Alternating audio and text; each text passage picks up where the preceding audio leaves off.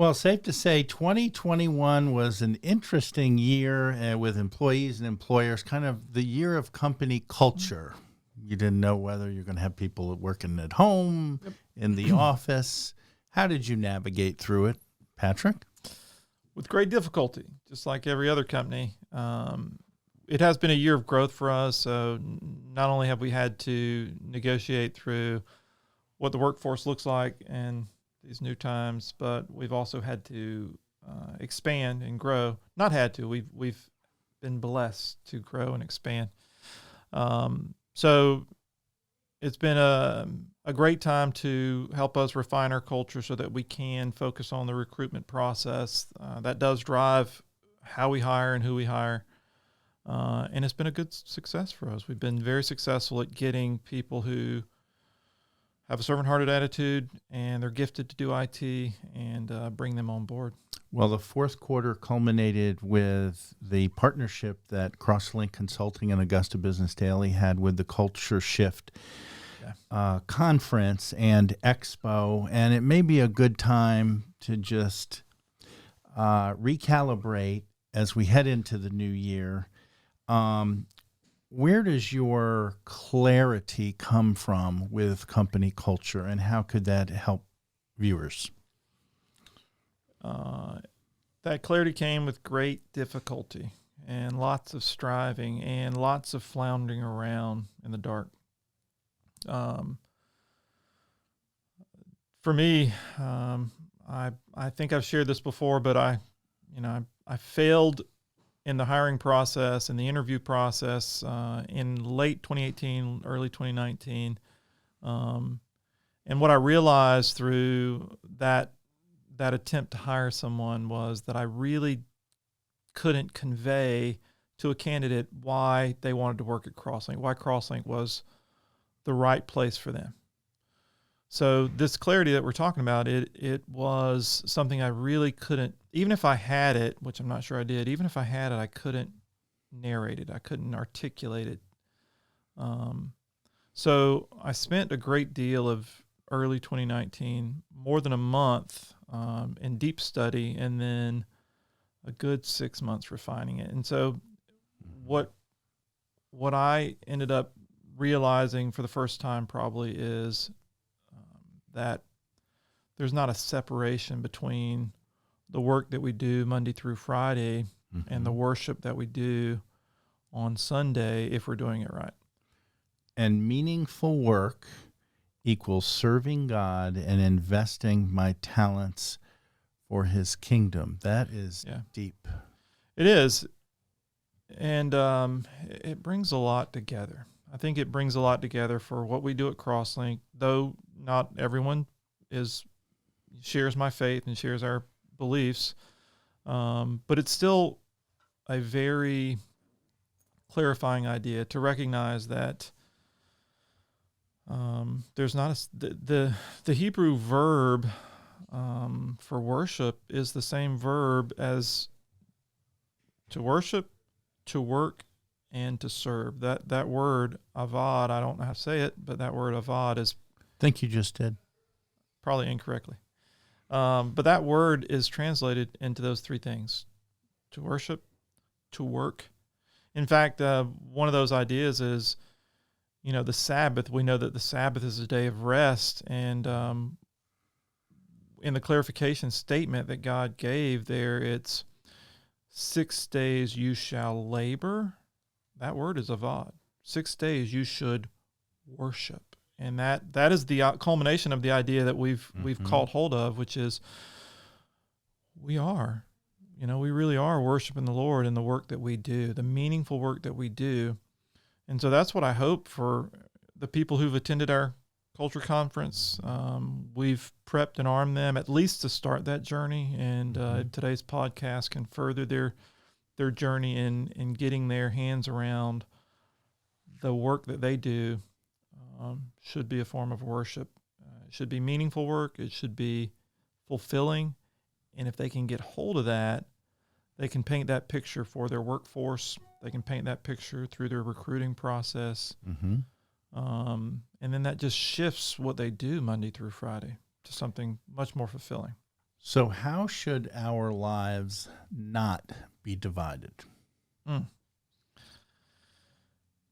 We, and it's true. It's true for me going back to the start of 2019. We look at worship as a thing that we do for an hour on Sunday, that we carve out an hour or two to worship the Lord, and that we try and fill our Monday through Friday with meaningful work to support our family, to bring in an income. And then we want to be good people, and we want to be good to our neighbors, and so we try and find time to serve others. And that's how we divide our weeks and our months. Is I've got this piece for Sunday, I've got this piece for my selfish pursuits on the weekend, I've got this piece for spending time with family, and then I've got some small chunk that I want to serve others. And I think that most everyone I speak to thinks that way. They think of their time as, I've got this little piece that's holy, and I've got this rest of it that is secular, and it's part of what we got to do to support our family. And that's not how the Lord sees our time. Our viewers did not know they would be attending church, but that's a good thing. We had a little church today, and Patrick's a CEO and believer with Crosslink Consulting, and it's crosslinkconsulting.net. And but the worship and the work, it really does intertwine, because the work we do, sometimes people have to take out the trash, and sometimes they have to be in the middle of a huge sales presentation, and they're kind of one and the same, aren't they? Yeah, we look at certain aspects of our job and certain aspects of our task that we do Monday through Friday as important and meaningful. And then there are things that we don't want to do. There are people we don't want to serve, and there's minutia that we don't want to do. And yeah, when we really get our hands around, our arms around the meaning of what we do, and we've learned how to articulate that, and we've bought in ourselves, then none of our tasks are too menial, and none of our tasks are too big or too difficult.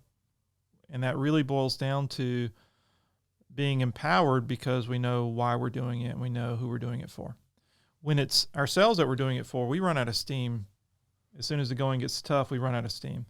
When it's for our families that we're doing it for, we can persist through a lot more when it's part of who we are and how we serve the Lord, and it's our whole makeup. Then what I've found personally is relentlessness. And I've not only found it personally, but we've been able to train people and empower and ennoble our staff to be relentless in the same pursuit.